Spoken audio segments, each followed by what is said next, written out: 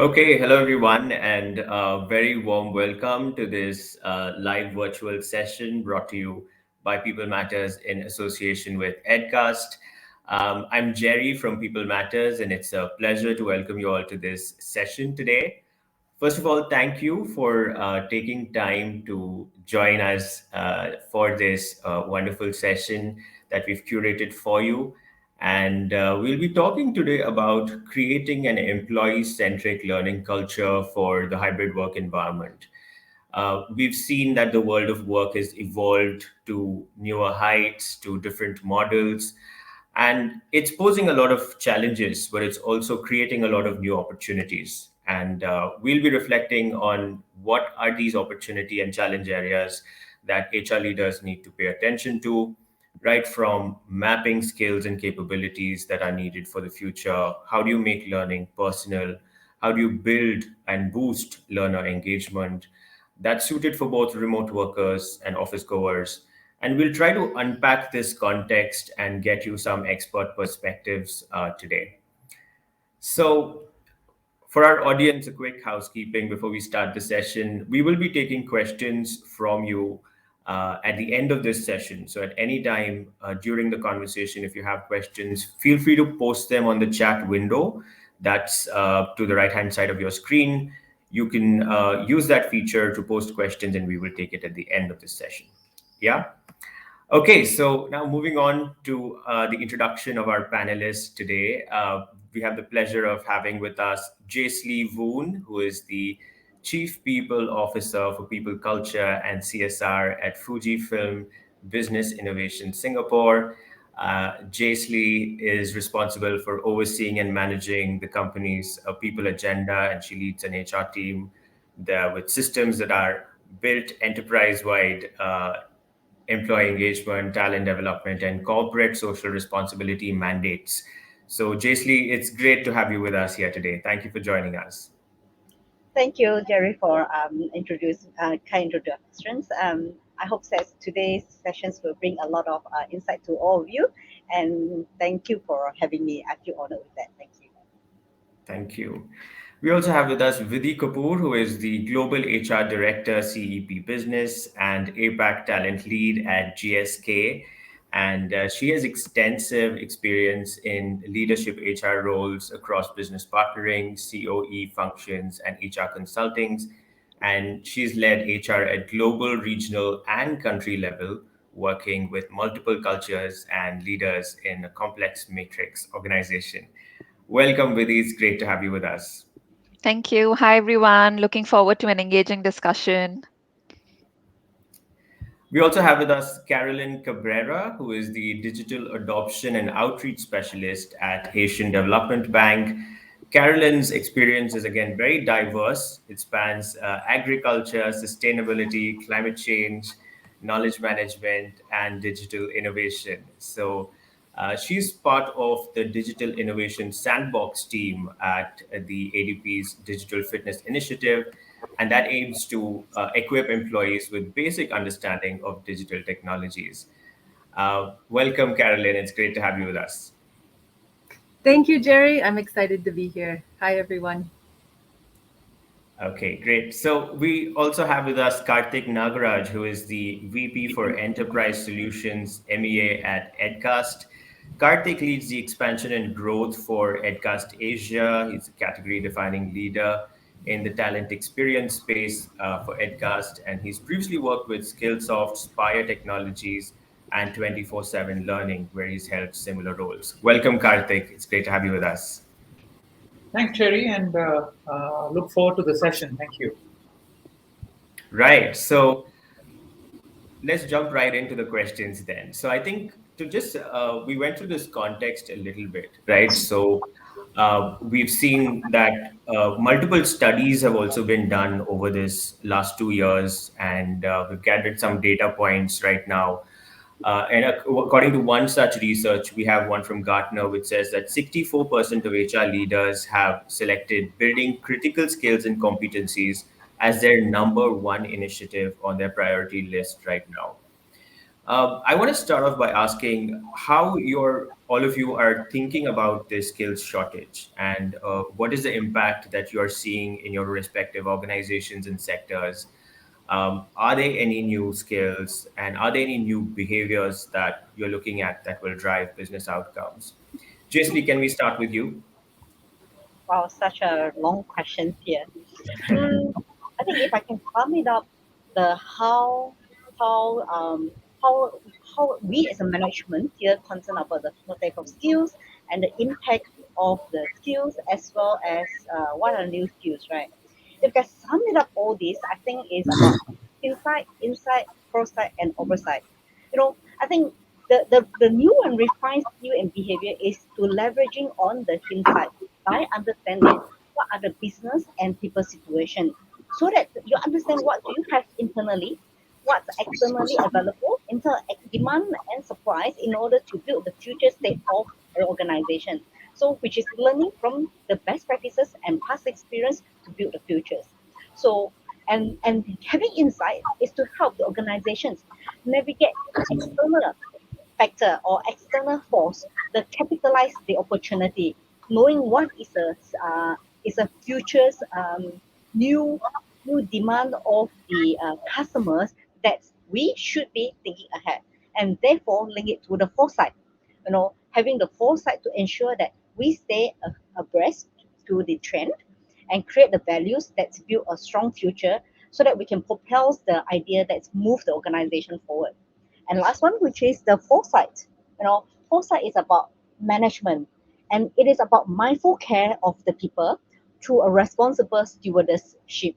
Your stewardship is this day the leadership had changed from a boss to a leader to a steward leadership, and having a more prudent decisions making that's form a very successful formula to execute any plan and leveraging on the peoples so that we can preserve the values and bring the whole peoples and organization forward. So this is how I see the entire change of the ecosystems, having the new skills and behavior in ability to tie from an inside foresight to oversighting by managing the people.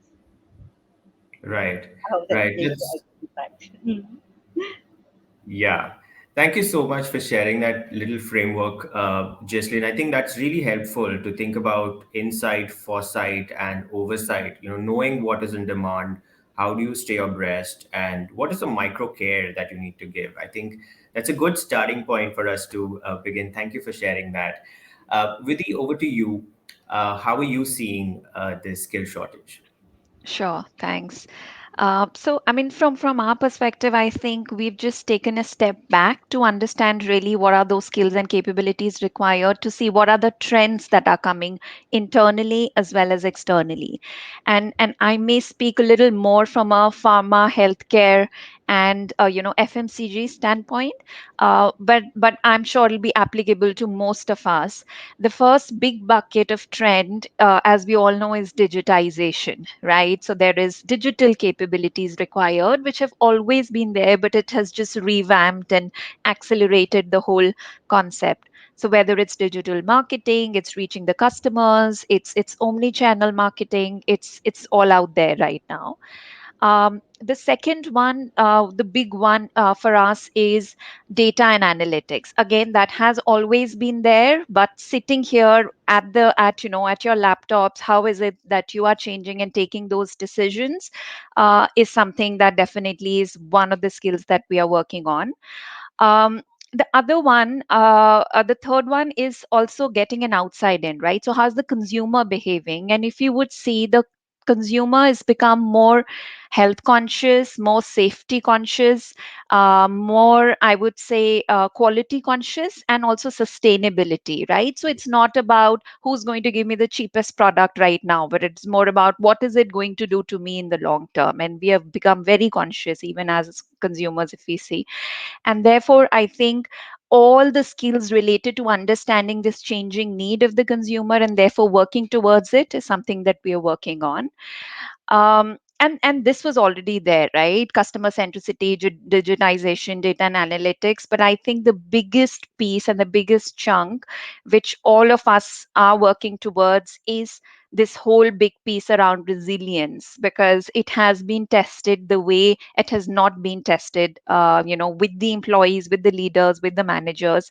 And for us here, we have two buckets. One is employees, how we are supporting them and all the health and well-being initiatives, how are we developing them for sustainability, but also how we developing leaders and managers to be more empathetic, to understand flexibility, to see where the world is headed, and also kind of role model it. So I think that's the biggest piece which I see moving forward. And those are few of the skills that we are working on, which are kind of replicating the trends that are going around in the market. Fantastic. That's great. I think understanding the trends, right from digital data analytics, how the consumer is behaving, there seems to be a propensity to look at the long term and not cost and price. And also, how do you support the employee's role in this? I think that's fantastic. That's great. Carolyn, over to you. Great. Thank you, Jerry. Well, I have a bit of a different perspective because I'm really with the IT department. And so I don't have the global vision of our company.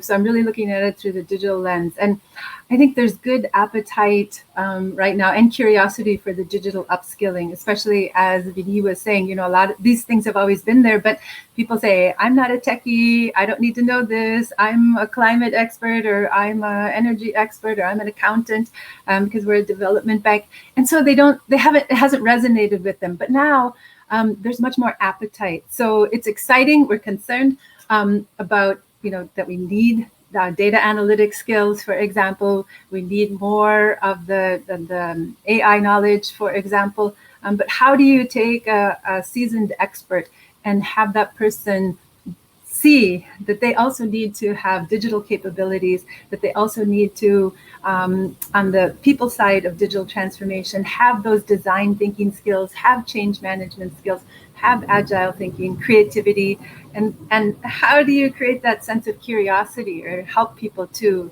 nurture that or to bring it back? Those are the challenges that we're tackling with our program. And, three things come to my mind about how you really get people to learn every day, so that the skills shortage is addressed through regular learning that's useful for people.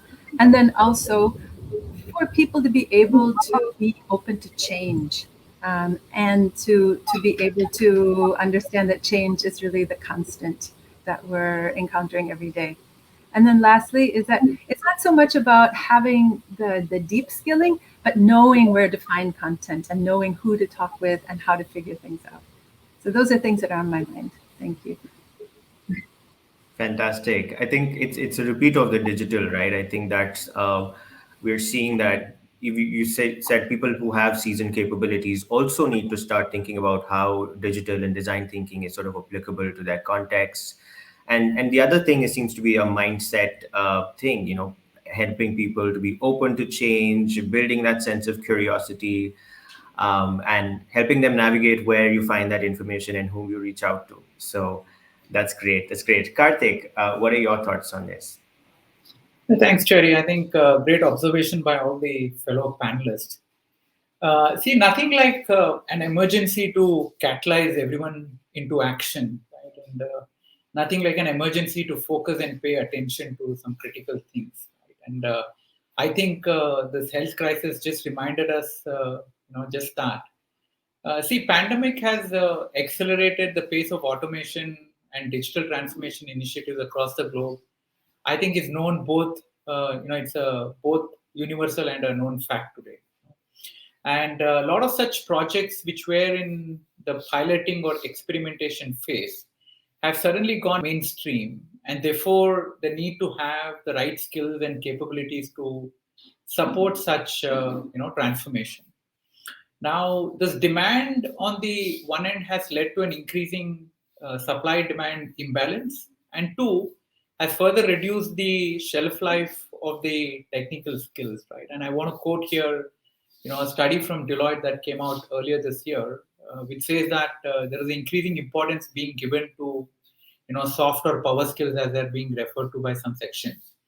And by 2030, the estimates are that two-thirds of the jobs will be soft skills intensive, right?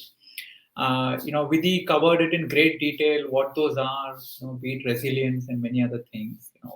Caroline again covered what curiosity can do for you, right?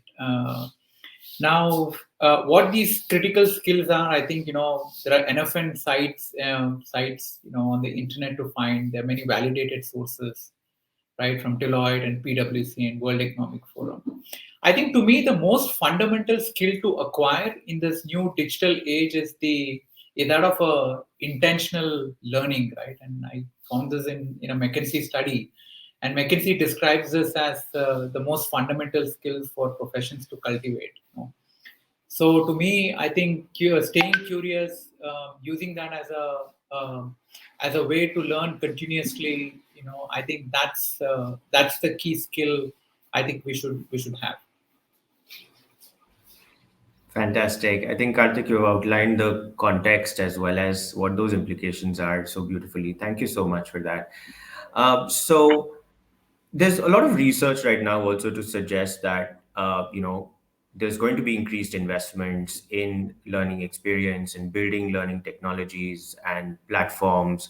And there is a Gartner 2020 research on LEP features and implementation that reports that 51% of L&D professionals say they are planning to increase investments over the next 2 years to meet employee expectations, right? So I want us to also reflect on what, according to you, are some challenges that you have faced in implementing some of these new technologies, and how are you driving success while implementing technologies and adopting them? And also, we'll talk a little bit later also about personalizing, but I want to talk about the challenges first. Um, Jaisli, would you like to go first?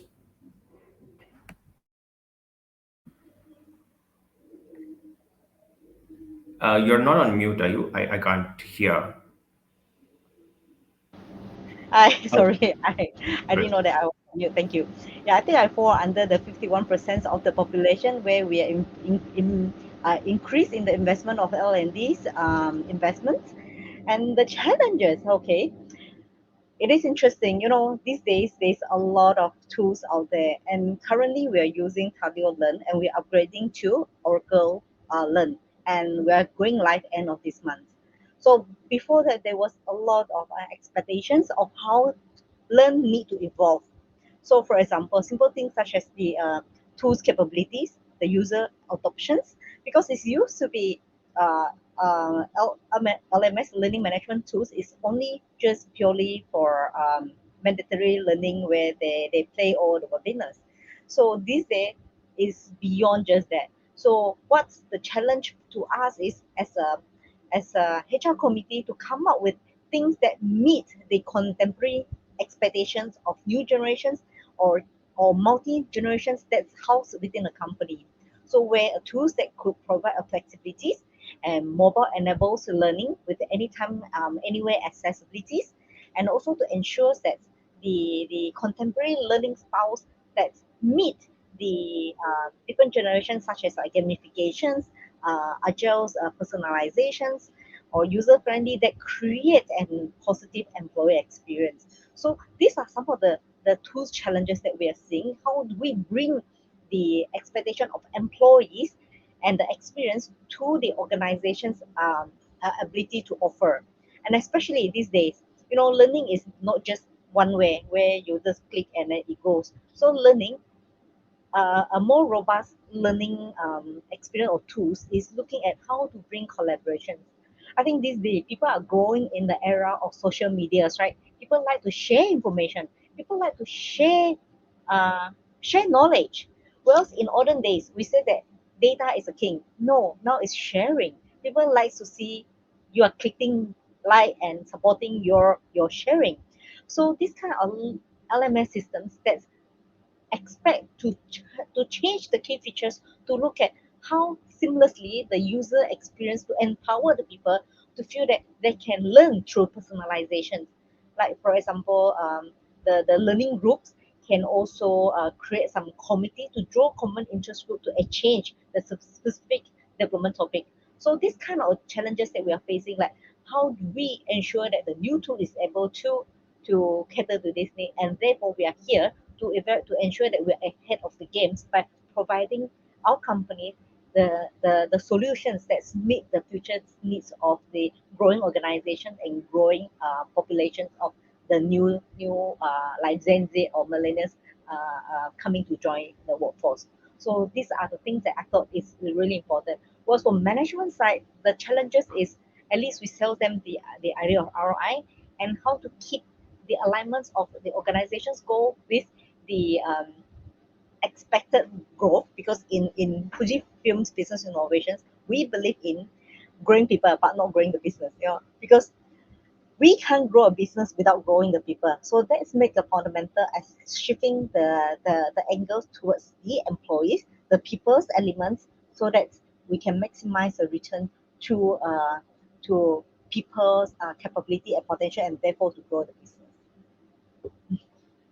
Great, great. So I think there's a bunch of things that you spoke there about responding to generational expectations and behaviors, right? Right from their propensity to share data, share positive experiences, and build knowledge, and also the management perspective there to sort of reinforce this idea that learning is very central to business. So thank you for that. Carolyn, what are your thoughts on this? Well, the first thing that comes to my mind is that there are so many options out there, and there are so many features, and the market is changing so fast. When we started looking at taking on board a new learning platform for our digital fitness program, there were just so many options, and so it's a bit overwhelming. And so that was number one. And then other area is right now in our company, we have a lot of different platforms that people have been using. So they're really used to doing their own thing. So that's been another challenge for us, is how we make certain that the platform that's selected is really one that not only meets the needs of the administrators, but then also importantly, as Jaisley was saying, you really have to meet the needs of the clients, of the employees, to be able to make use of the platform. And with my background in knowledge management, communications, publishing, and change management, I really believe that a learning platform needs to bring in not only outside content, but to be able to capture the tacit knowledge and the internal learnings of the employees, and to be able to share that. And only recently are we able to really do that with some of the modern learning experience platforms. So this is really exciting to me, about being able to address that forever problem of how do you really capture that kind of internal knowledge and share it with people. Right, that's great. So, Carolyn, if I could just double down on one of the challenges that you pointed out, which was on the technology, that you have a lot of excess of technology, that sort of, how do you navigate a challenge like that when you're making decisions about choosing the right technology? Oh gosh, we did a lot of research and read a lot of articles and looked at a lot of websites, and then went through market scan, interviewed several different vendors based on different needs around the organization, and then Yeah. did an extensive evaluation, internal evaluation, and then we came up with a short list, and then went through the procurement process. So it's quite a lengthy process. Took some time. But it was worth it, I think. So far, so good. That's great. That's great. So, we also have a lot of research around jobs, right? So I think one of the studies by World Economic Forum, notes this shift of jobs in the context of the fourth industrial revolution, saying that there is a need to rescale over 1 billion people by 2030. We spoke a little bit about management expectations and thinking about this from an administrator perspective as well. How does L&D partner with the business, and what makes that partnership successful, whether it's to drive growth or meet talent and skilling needs? Vidi, what are your thoughts on this, on building that partnership? Sure. Thanks for the question, Jerry. I mean, for me, I think also because right now I'm in this unique position, right, where I have two parts to my role. One is that I lead HR for a business, and the other one is that I'm leading the talent management vertical for APAC. I think the key here is to be just connected to the business and really not lose sight of the changing, dynamics or the requirements of the business, because normally what happens is the market has become so agile right now. You identify a need, you start working on it, and the long process that Caroline just shared, by the time we reach towards the end of it, the world is a different place altogether, right? So I think there is a need to kind of catch up and match up the pace with which the environment is moving, and that definitely is number one. Also, what I've seen is a lot of times, because of our organization structures, there is a COE vertical, there's a business partnering vertical, and then the only the business partner vertical will talk to the business. And while that drives simplicity in a few things, I think it also kind of creates distance with the solution creators and the business needs. So I think there is a need definitely to kind of bring all those verticals together and have an open channel of communication to ensure that we are working on the solutions which are really required by the business and are relevant for them. And the third part, which I think is critical here, is how is it that we are balancing the scale and the impact. So you said 1 billion jobs are required to be done, and uh, the first solution that would come would be, okay, let's create something virtually which can be scalable, can have the reach, but does it have the impact that is required to be done, or is it just a tick mark that we have trained so many people, right? And just to give you an example, within GSK, we have launched a very lovely program called First Line Leaders, for all the managers, who become first line leaders and kind of have those skills to develop their employees. But the uptake is very less.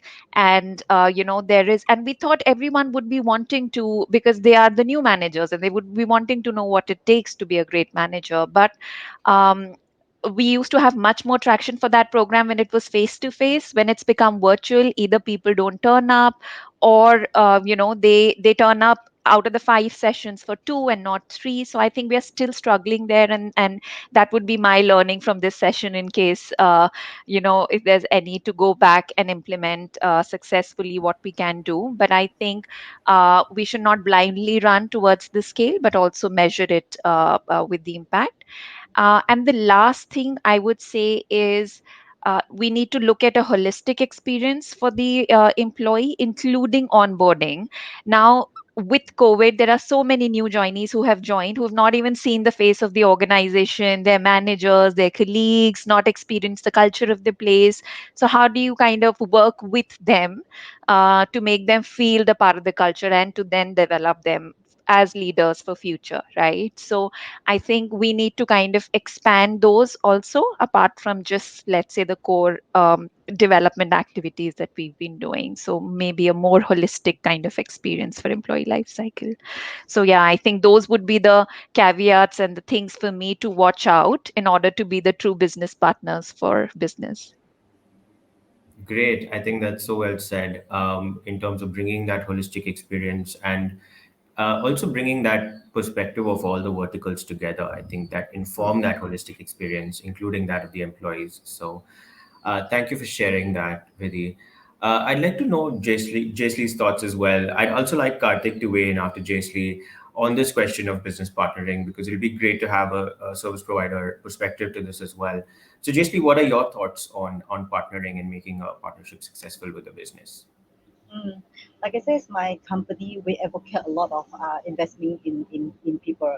So our L&D we have a L&D committees that comprises of the business people, meaning like we have a learning champion in each department, and minimally like of course depend on the scale, like certain ratio of numbers. So some department have more learning champion.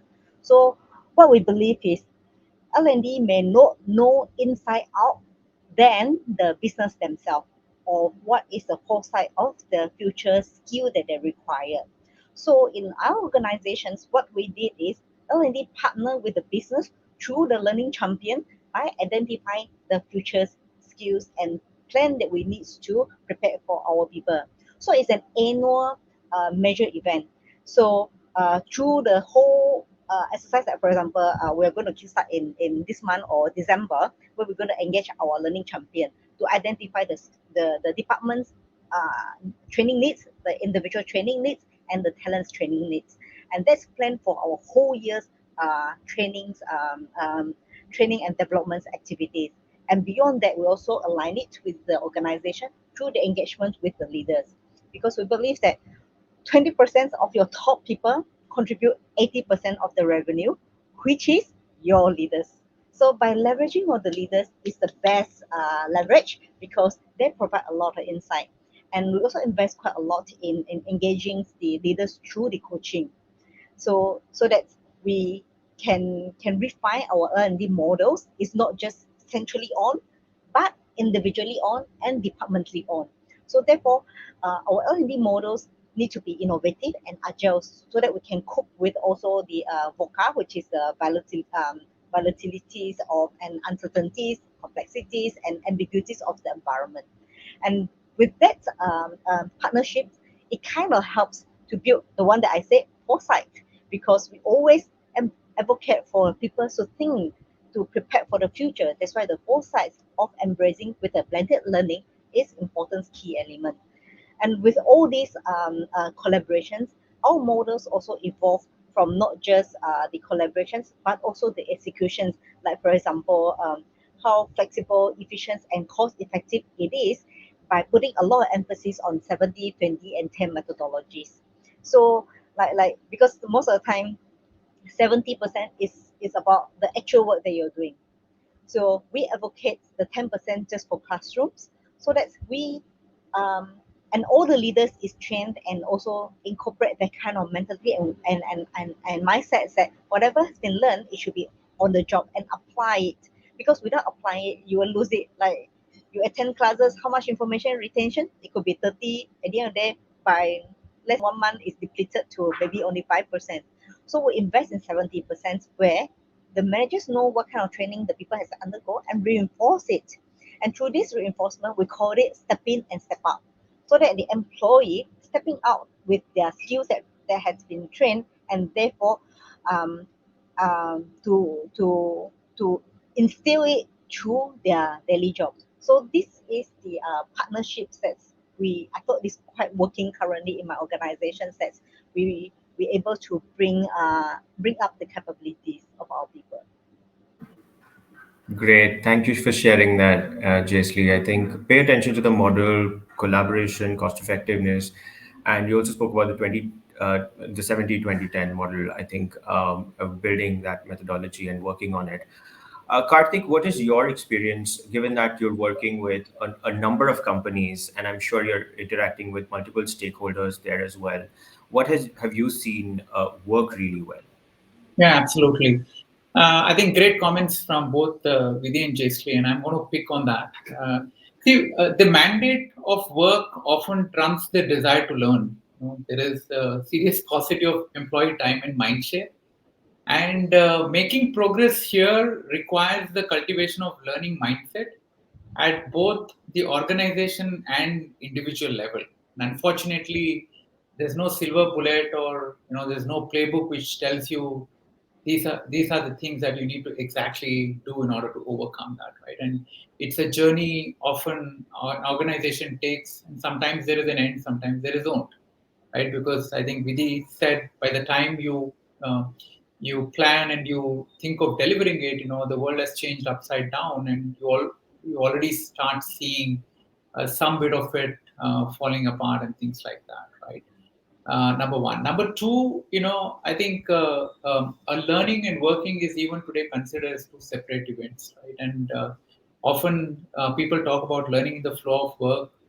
So it's a notion that people are exploring, that perhaps in a way helps you capture a lot of what is happening on the job, right? The 70% learning, the 20% peer-to-peer learning. So how can people learn from one another, generate those real business ideas, and bring back and create that impact, right? So that's number two. Number three, coming back to your original question about how do we train 1 billion people and what's the role of L&D, I think there are three V's, right? From a very content standpoint. So one V stands for the velocity, the next stands for variety, and the third stands for variability, right? So it's important. I mean, it's one thing to say being resilient and agile, and the other thing to really live up to that, right? So how quick are you to respond to a business scenario? Are your systems, your thinkings, your policies, your investments tied to an environment that's volatile and it's constantly changing? I think those are some things that determine the success, the readiness of organization, way of responding to a unprecedented situation. Right. So thank you so much for sharing that, Karthik. I think the point that you mentioned about no playbook, it really just forces all companies to sort of work out what works for them to create an impact and build that right learner mindset. So thank you for that. So we have another question on, the question of self-directed learning that's become very central to uh, our learning now in this remote work, right? So a LinkedIn research, again, a report of 2020, it states that 35% of L&D professionals are enabling self-directed learning with online learning. To what extent are employees empowered to drive self-directed learning, and is it in line with growth aspirations? What are some learning solutions in this context, and how can companies make this accessible? Karthik? Yeah, see, for far too long, employees associated learning to compliance, regulatory, and mandatory trainings, right? Often what was delivered was monolithic, analog in nature, structured and long, hard to find and relate to sometimes. So all this has casted a negative NPS score. So learners have given a minus 35% for traditional LMS-driven, learnings, right? Now, employees have a growing expectations of personalization, transparency, and interactivity from their learning experience.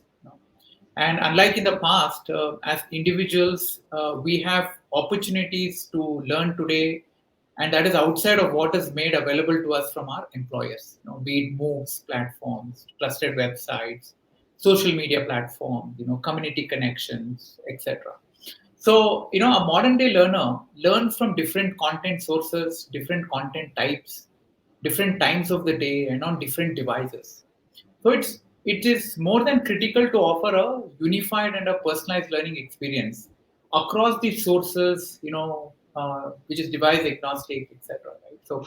So most today want to be in the driver's seat. I mean, the learners, they want to choose their own career.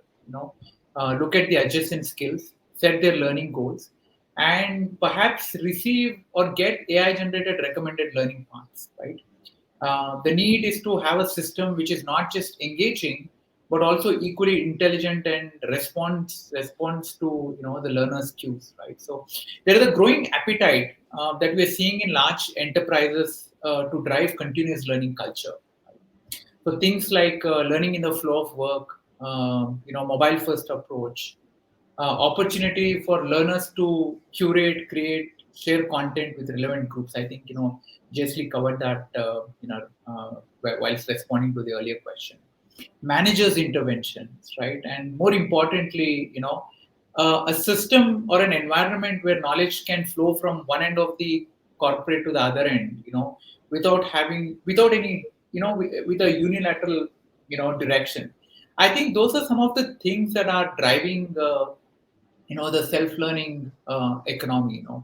Maybe we've got three veterans here, and maybe they can pick up a few more which I may have overlooked.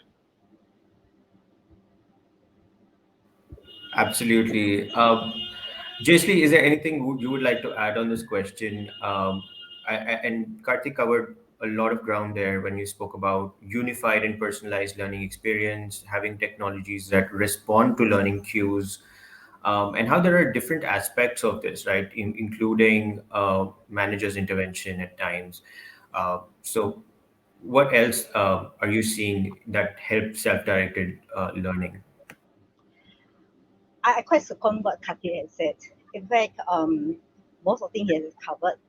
Perhaps one thing that I would like to mention is, self-directed learning. The most important is the we need to and we need to show that what is it for them. You know, let people understand that their learning is not for the company's good, it's for their own good. Why are you working for? To find the defined purpose. Because once you have the purpose in mind, you will do things without motivations. They're saying, how do I motivate my staff? No, it's actually staff need to motivate themselves. So how to motivate themselves is to knowing what is the purpose in life. So the purpose in life is what they are interested and passionate of doing it, and therefore it will grow by itself. So yes, leaders is in Fuji Xerox, sorry, in Fuji Films, our we believe in ownership, people ownerships. We always tell and share that whatever you learn, whatever you gain, whatever you do is your own asset. No one can take away. So the belief have ingrained so much that people feel that if I don't step up and I step in to step up to do it, I'll lose the games. So it creates a sense of ownership and sense of wanting and a sense of purpose.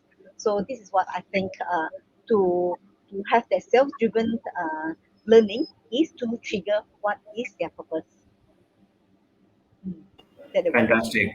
Fantastic. Fantastic. I think that that's great. Segue to our next question is about learning culture and a continuous learning culture.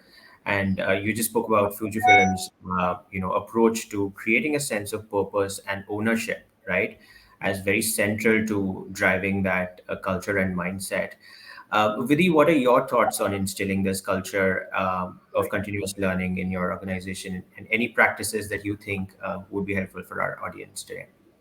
Yeah, no, I completely resonated with what Jaisli has mentioned, right? And when it comes to learning culture, I think one of the idioms that comes to my mind is you can only take the horse to water, but you cannot make it drink, right? And I think the biggest challenge for L&D professionals right now is to cover the gap between the horse standing next to the water and drinking it, right? And therefore, what is it that you will do about it?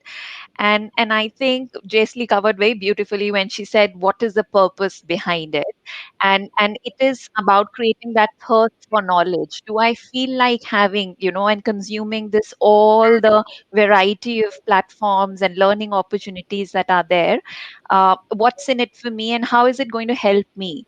And sometimes what happens is there's a disconnection between what the organization thinks the employee needs and the what the employee thinks the employee needs, right? A lot of times we think that this is a development gap, the employee should become now do this role and therefore develop himself in this scenario and should this take this training program, but that's completely different from maybe what the employee wants.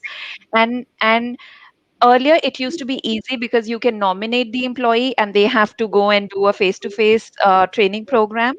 But with self directed learning, you cannot force people to do training programs, right? It has to be driven by themselves. And therefore, I think the biggest one would be to reduce that gap between where the employee fits, in terms of their own development need and what the organization feels. And with that, definitely, I think there can be a curation of a successful learning culture. The only second part maybe I'll want to highlight here, because we are discussing the hybrid ways of working and how in the future it's going to impact the learning culture. A lot of times, when we get into the offices, there has to be a culture where people who are not working from the office but are working from home don't feel like they are being marginalized, or they won't get the ear time or the face time with their managers, and which is where I think the leaders and the managers would have to role model these behaviors of hybrid working and hybrid learning. And creating still those social and interpersonal skills with the virtual environment as much as they will start doing face to face. So I think that shift would really be important as we move to the hybrid working going forward. So I think these two are the biggies for me when we try to create the learning culture going forward. Fantastic. I think those are great points. Trying to reduce the gap between where the employee fits and what the organization needs, and also helping them curate that journey. So, thank you for that, Vidhi. Carolyn, what are your thoughts and what is working in your company context? Sure. Thank you, Jerry. And to build on what Jaisli, Vidli, and Karthik have said, um, I want to again zoom in on the looking at it from a change management perspective, where I think a lot of the success comes from the line managers, right, and the team leaders, whatever you want to call that person, but to really set the tone for the learning approach. So if it is all about the self-motivated, self-driven learning, the manager or the team leader actually supports that and walks the talk too. Because we, at least in our organization, we see time and time again that the switched on line manager really helps to drive learning within the team. Whereas if there's another person who's lukewarm or not interested in learning, the team reflects that, right? They don't value the learning as much. And so I really find that fascinating. So I, I like to go with the willing, and I like to use the people who set the good example to motivate those who maybe aren't as motivated by showing what people are doing. Can be just aggregated data, but nonetheless they see, oh, other teams are learning a lot more, other teams are progressing, and so it helps to bring everyone along. Absolutely. Karthik, is there anything else you would like to add on this culture piece and a continuous learning piece from a technology standpoint? Also, what how practices can be accelerated leveraging technology? Sure. And I think, both Vidhi, Caroline, and Jaisli have perhaps confirmed many things, right? What builds or breaks the culture.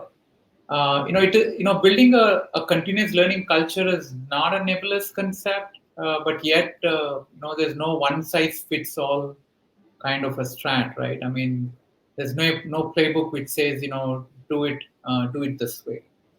I think two things here. Number one, Simon Sinek in one of his books said, the purpose is key, right? So he broke it into three questions. He said, why, what, and how. So why should you learn, right? That's the question number one. Question number two is, what should you learn? And question number three is, how should you learn? Right? So I think it's very important, when you're discussing, designing any change management strategies to look at each of these three components and then see how you can actually address them. That's one. Number two, we work with hundreds of customers across the region, and it's the same technology which is delivering different value, at different intensity at different organizations, right? So, a lot of times there are external factors that perhaps decide how fast, how close, and whether you'll be successful in building such a culture in the organizations, right? So it could be L&D policies, it could be strategies, it could be the tools that you have, it could be the impact that you want to create, it could be, the leadership support, the mandate that you have, etc., all of that. So each year, through our Learning Health Index study, we do conduct an exhaustive research to really see what components are affecting, this whole building of continuous culture of learning, and we can share that offline. But I think, having worked personally with many organizations, I think there are four or five principles to me. One is, uh, iteration over perfection. I think a lot of times we try to be perfect in the first place, and chasing perfection means delays and too much of over engineering and things like that.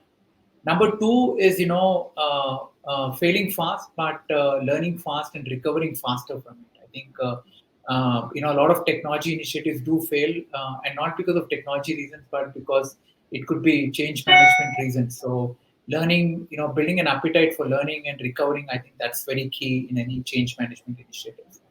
Number three is, not boiling the ocean, right? I mean, you have vendors coming to you and telling you, here is a new toy that's just transformed, your peer organizations, and yeah, I mean, you believe it, but, your case is different, your organization is different. So, I mean, don't attempt to, boil the ocean.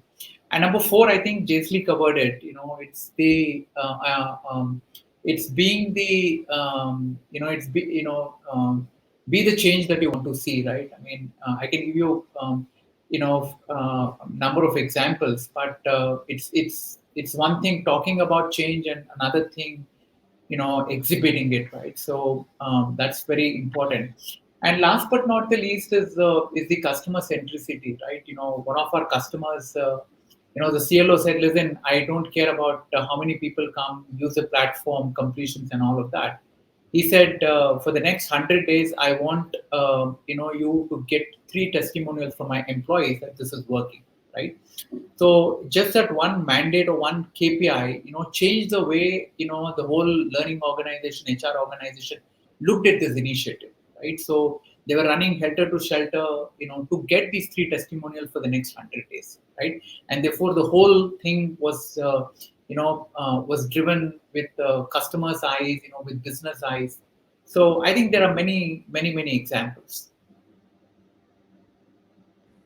Great. I think those are fantastic examples, Karthik. Thank you so much for sharing that. I'm going to move to audience questions, conscious of time.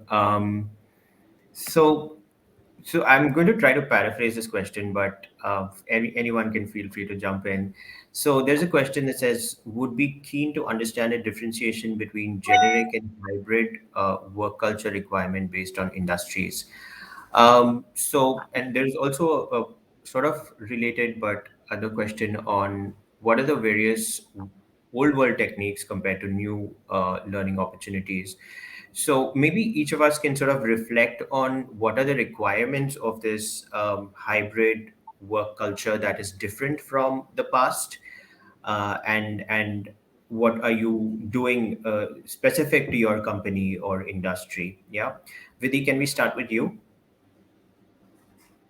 Sure. Thanks, Jerry. So, I mean, for us, I think where we are headed definitely is almost everything that we've discussed today, right? So, different platforms, curated, personalized, what answering the question on what's in it for me, to just help drive that.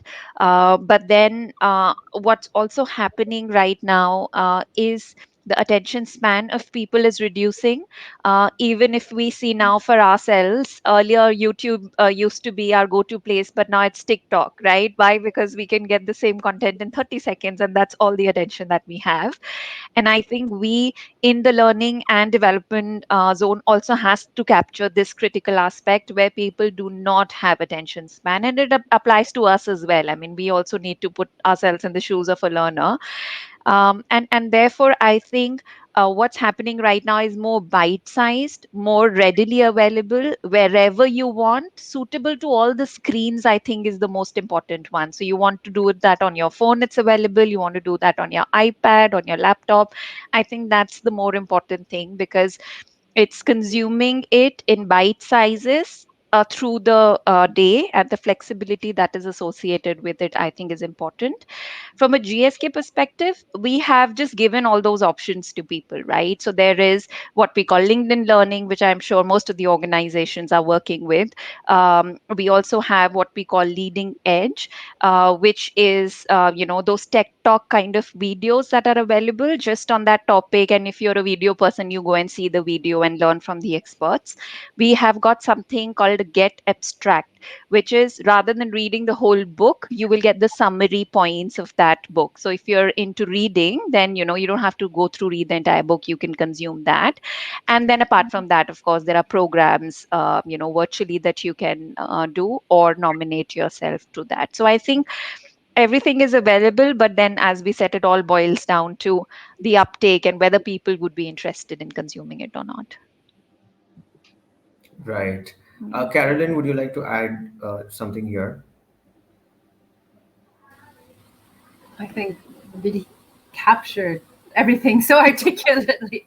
It really boils down to the self-motivation and making the content available to the person and make it attractive to how he or she wants to learn and consume. I learned the TikTok. You just gave me a great idea to look on TikTok for videos now. Thank you for that. Yeah, so I think there's one question around format. So I think Vidhi covered a little bit of that as well. So that's great.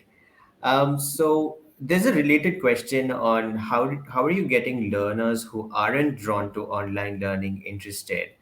Because it seems like some folks were learning very well in the classroom setup, but they're not as drawn to learning right now. They seem to be doing courses maybe very last minute, or something like that. So Karthik, what is your response to this?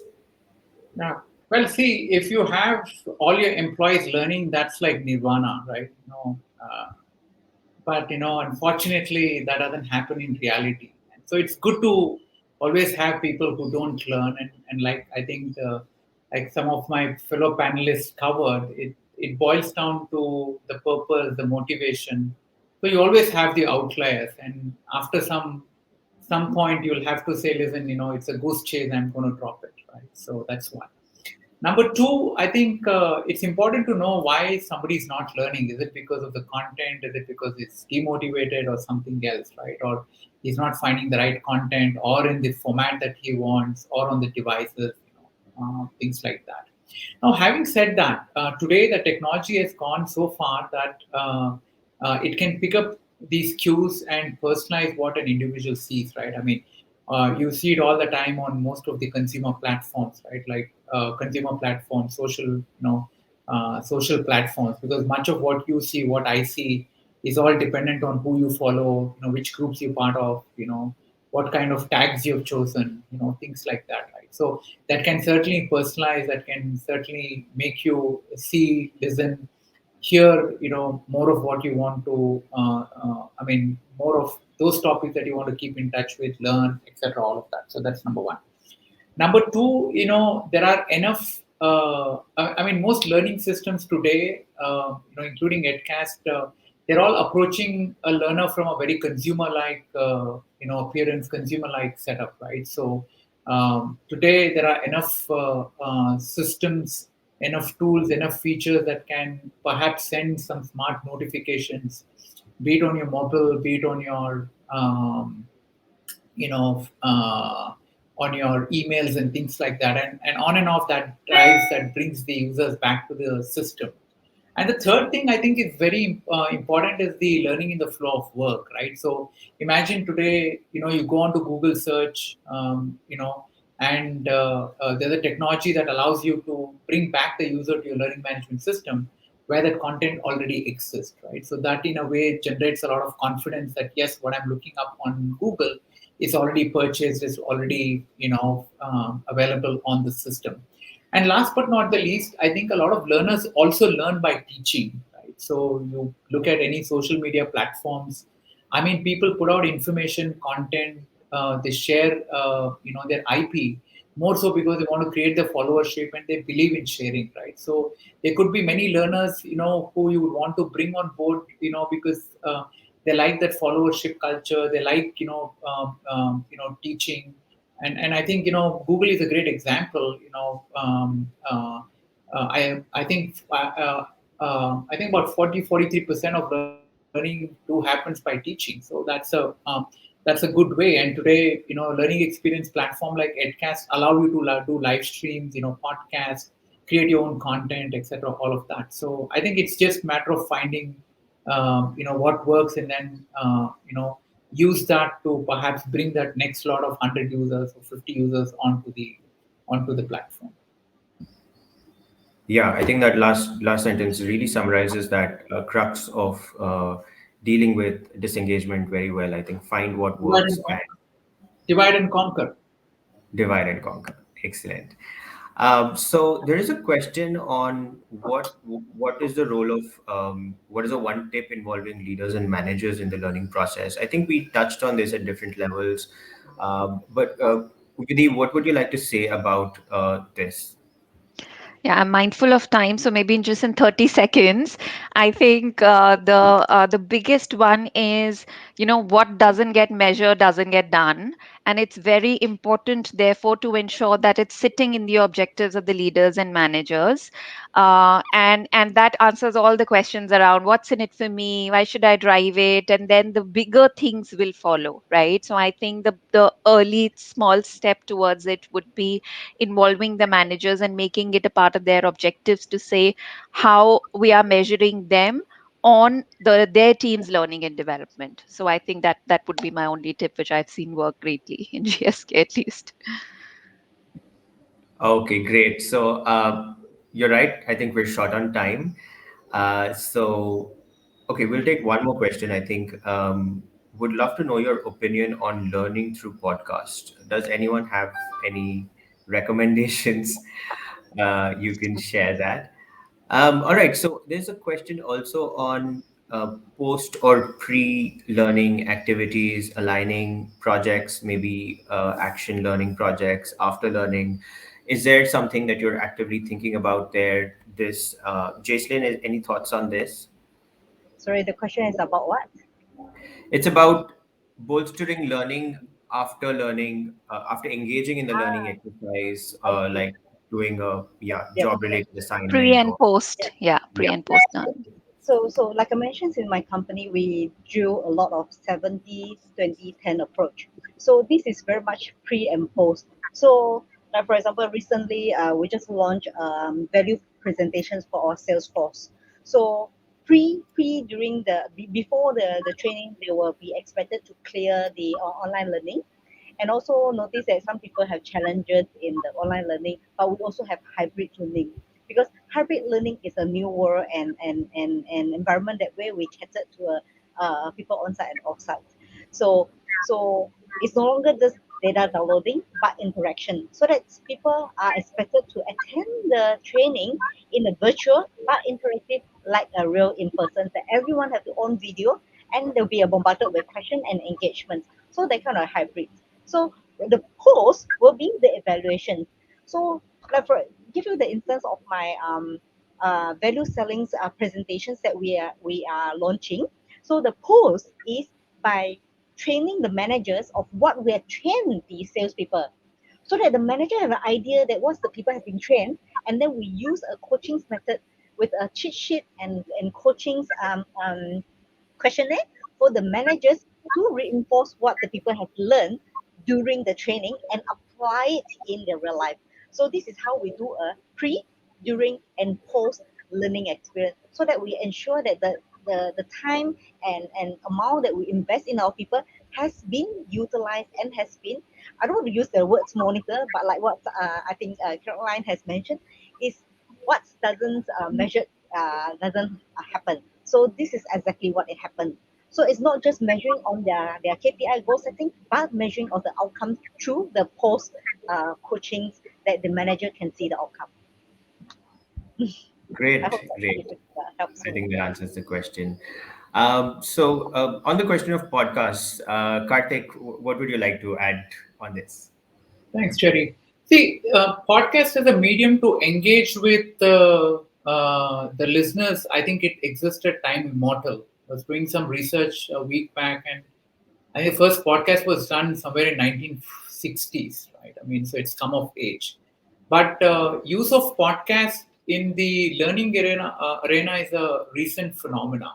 So let me give this example, right? I mean, this 1 hour, this wealth of information that I accumulated.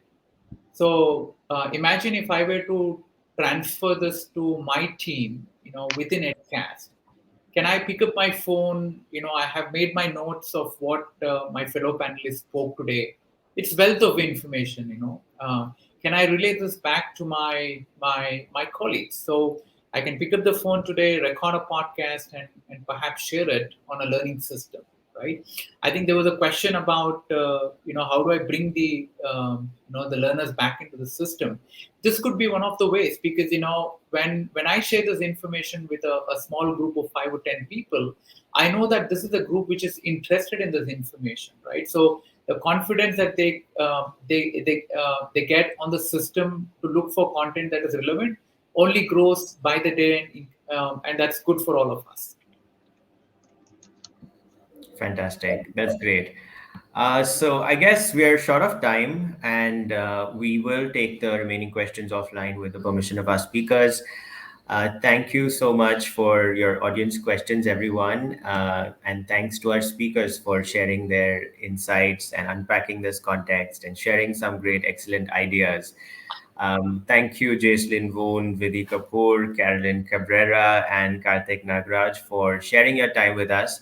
We'd also like to thank our partner Edcast for helping us craft this session and helping us have this meaningful discussion. So, with that, it's a close of this session. It's a pleasure hosting all of you. So, do stay tuned and you will receive a mail on upcoming events and virtual events. So, thank you so much for taking time. Have a great day, everyone. Stay safe. Thank you. Happy Thank learning. you. Thank Bye. you.